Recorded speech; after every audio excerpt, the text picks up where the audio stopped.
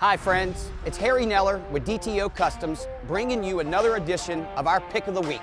We love taking these opportunities to highlight some of our extra special vehicles just arriving at our store from our custom shop. And this week, our pick is the awesome 2017 Jeep Wrangler Sahara in our very own DTO Customs Retro Chief Throwback style. When we designed this build, we started with a stock Sahara Wrangler Chief with just 7,000 original miles and in perfect condition.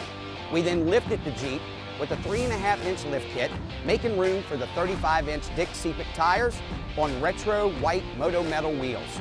We matched these wheels to the old 70s style Chief with the chrome center cap to add to its old school look. As a special Chief edition from Jeep, this Wrangler had the white side decal and hardtop from the factory. So we matched the front grille and then added a custom hood decal to tie it all together.